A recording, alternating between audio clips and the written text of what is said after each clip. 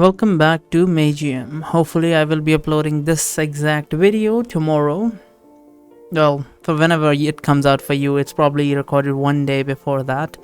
Because I realized that I have not been uploading Magium. And not because I don't want to, but it's just that I didn't have time to record. I barely had time to just, edit whatever I had pre-recorded.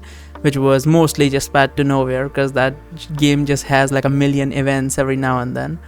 It's funny to me that there was a point in my channel's history where I used to upload like 3 months worth of videos beforehand, and nowadays I can, if I do like 5 days, I'm like, wow, I did 5 days worth of uploading. That's a lot, but whatever. Today we are going back into Magium, book 3, chapter 9. This is the start of chapter 9. I believe there are 11 chapters. After that, there has been no new chapter. The book is not over. I believe there is going to be a book 4 as well, but so far there has been no news regarding that. But the app is certainly updating every now and then with like bug fixes and like stuff like that. That means the developers have not just like went away, unlike some games. But yeah, let's start. Albert, you're back. The King of the Underground says, "What news do you bring?" Why did I, my brain auto-corrected that. My brain went, "What news do you have?" instead of "What news do you bring?" That's why I fucked up that sentence.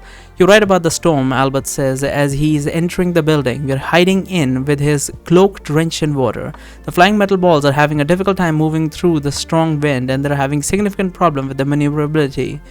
So their propellers must indeed be powered by rudimentary air spell, just like I thought. The King of the Underground says, "It would have made no sense for the Lesethi who initially built these drones to give them the ability to cast complex air current spells around themselves just for the rare occasions when they would be caught in a storm. Am I saying the names correctly? Is it pronounced drones?" "Yes, that's what Billy Bob used to call them," I tell him. "My king," Peter says, "while I do understand the tactical advantages of engaging our enemy when it is in a weakened state, do you not think it would have been wise to wait until more of our troops are ready to join the battle? Summer storm in Varetia are highly unpredictable," the King of the Underground says. "There really is no way to tell in advance how long they will last. An opportunity like this is too valuable to pass up, even if it means going into battle a little less prepared than we would have hoped." "Is Brainan done teleporting everyone?" Albert says as he looks around.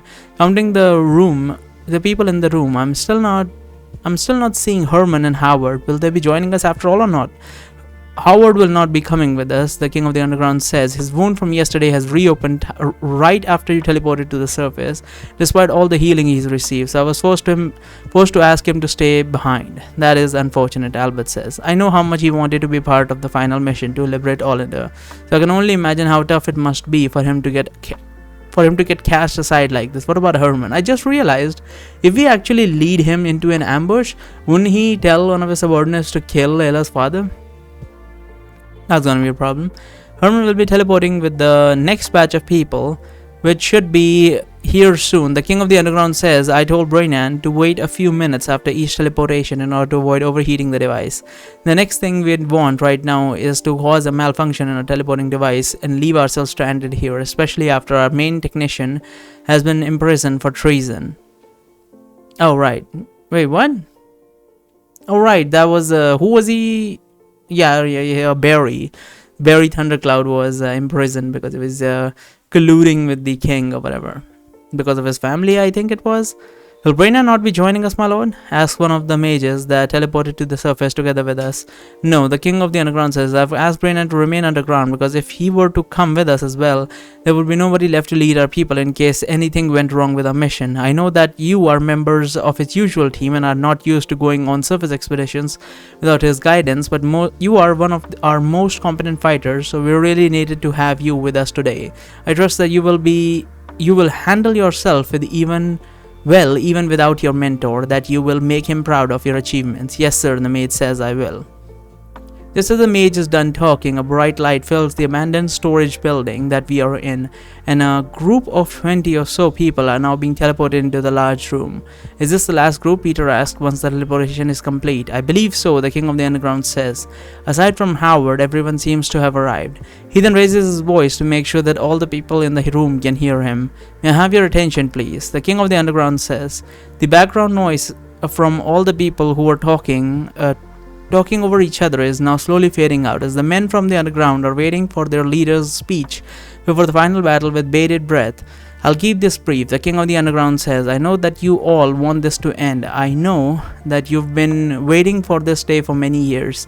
The day when Olander finally becomes free. Well, right now, the only thing that stands between us and that freedom is the Overseer.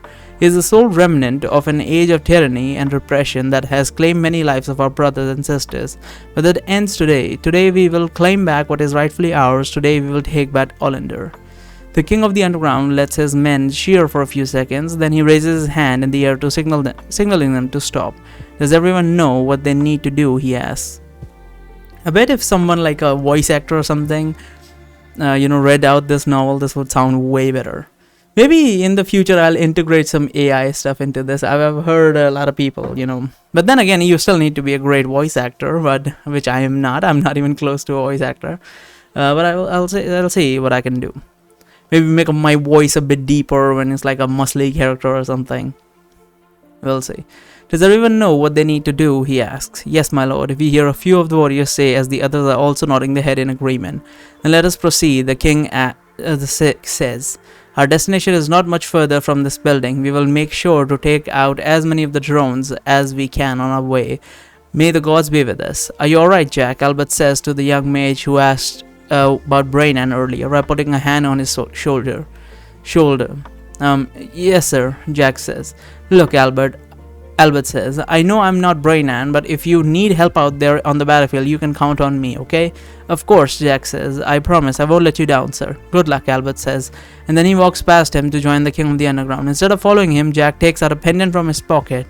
He looks at it for a few seconds. He then clutches it firmly with both hands while closing his eyes. Ask Jack if he got the pendant from someone important. Reassure Jack that we will all make it out alive. Don't tell Jack anything. Well, it's not our place to tell him anything, really. I don't even know who Jack is. I think this is the first time we're meeting this character. Otherwise, I would have remembered someone named Jack. Maybe. Don't tell Jack anything. Come on, Jack, says one of the warriors that follow the king of the underground. Don't get left behind. Yes, Jack says, as he immediately realizes somebody was watching him. Yes, of course, I'm coming.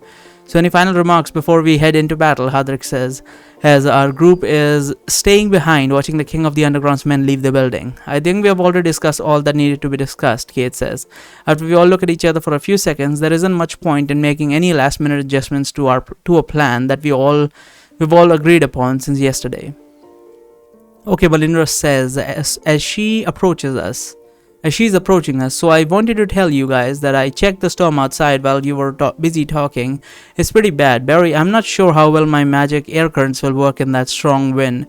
I'll give you full control over them like I usually do. I could try to make them more stable, but that would require me to take partial control of them manually from the ground. So you'd be getting a noticeable delay each time you change direction. What do you say?